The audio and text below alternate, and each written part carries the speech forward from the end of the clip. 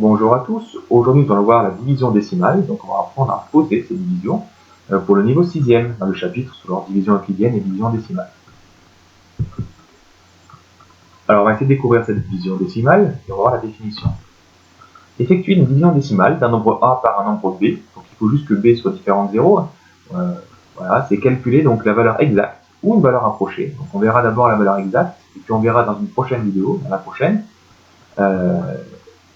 on veut donc trouver la valeur exacte du quotient de A par B. Donc on va faire une division. Donc, et le symbole de division, ça va être celui-ci, donc A divisé par B, donc un 2 points et un trait, ou soit les 2 points. Donc tout dépend des livres, comment ils le notent. Alors on va faire un exemple, et avant ça, on peut dire qu'une division décimale, ça revient à faire en fait une multiplication à trous. Comme une soustraction, c'est une addition à trous. Donc voilà, c'est l'inverse de la multiplication. Donc on va s'en servir pour faire mentalement quelques divisions. Donc par exemple, si on souhaite effectuer la division décimale de 18 divisé par 3. Donc pour faire 18 divisé par 3, je vais me poser la question suivante. Donc je vais chercher, qu'est-ce que 3 fois quoi qui va faire 18 ? Bon, on a la table de 3, 3 fois 6 qui fait 18. Donc on peut donc dire que 18 divisé par 3, eh ben, ça fait 6. Donc là c'est facile parce que c'est des nombres qui sont dans la même table, c'est des nombres entiers, c'est très facile. Mais si j'ai des nombres à virgule, et une table plus compliquée, ben, il va falloir qu'on pose la division. Donc, on va poser cette division décimale. Par exemple, on va faire le quotient de 18 par 5. On voit tout de suite que dans la table de 5, il n'y a pas 18, donc là, c'est pas un nombre entier. Donc, en fait, ça va être un nombre à virgule. Donc, pour faire cette division, on va poser la division décimale, donc de 18 par 5. Ça va être le même principe que pour la division euclidienne, qu'on avait vu dans une précédente vidéo, sauf qu'on va aller après la virgule et espérer qu'elle se termine, cette division. Donc, on va poser donc 18 divisé par 5, et on va chercher notre quotient en valeur exacte. Donc il faut qu'on fasse la division jusqu'à qu'on ait un reste qui fasse 0, qu'il n'y ait plus rien, qu'on n'ait plus de reste. Donc 18 divisé par 5. Dans 18, il rentre 3 fois. 3 fois 5, ça fait 15. Et 18 moins 15, il reste 3.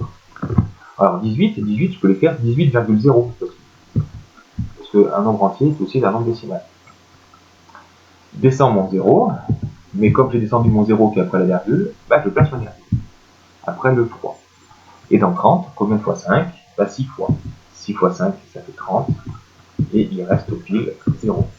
On a terminé notre division décimale parce qu'on a un reste qui fait 0. On peut donc dire que 18 divisé par 5, ça fait 3,6. On va en poser une autre, ici où on a pris deux nombres entiers. On va prendre un nombre décimal. Mais en sixième, on ne peut pas diviser par un nombre décimal, ce sera forcément un nombre entier. Donc on va essayer de faire le quotient de 60,72 divisé par 8. Donc on va poser la division décimale, comme tout à l'heure. Donc dans 6, on ne peut pas. Donc dans 60, on va prendre toute la partie entière. Donc dans 60, combien de fois 8 7. 7 fois 8, 56. Il reste 4. Et je vais descendre mon 7, mais qui est après la virgule. Donc comme il est après la virgule, donc mon quotient aura une virgule. Donc 47, c'est 5 fois, parce que 6 fois c'est 48, c'est trop. Donc 5 fois 8, 40. 40, il nous reste 7. Je descends mon 2, mais je ne veux pas encore mettre une virgule. Dans mon quotient, il n'y a qu'une seule virgule. Donc 72, c'est pile 9 fois. 9 fois 8, 9 fois 8, 72. C'est terminé. On a donc fini notre division. On peut donc dire que 60,72 égale, divisé par 8 égale à 7,59.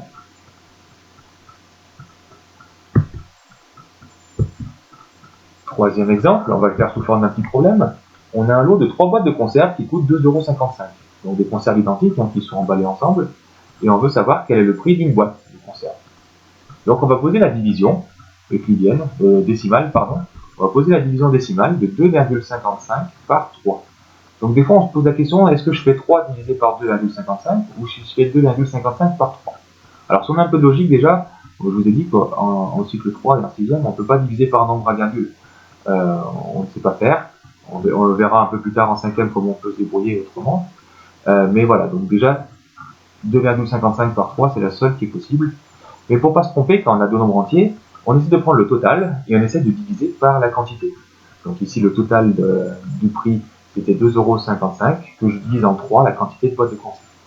Donc en faisant cette division, Donc, on va prendre la partie entière, on peut prendre 25, on est obligé de prendre 2. Et dans 2, combien de fois 3? 0 fois, ça rentre pas. Ça rentre pas. Donc 0, 0 fois 3, ça fait 0. Il reste 2. Ensuite, je descends mon 5 qui est après la virgule. Donc, dans 25, combien de fois 3? 8 fois. 8 fois 3, ça fait 24. Il reste 1. Ensuite, je descends mon 5. Et ensuite, dans 15, combien de fois 3? 5 fois. Il reste 0. On a donc terminé notre division décimale. On peut donc dire que 2,55 divisé par 3, ça fait 0,85. On conclut avec notre problème. Le prix d'une boîte de conserve est donc de 85 centimes, ou on aurait pu dire 0,85 €.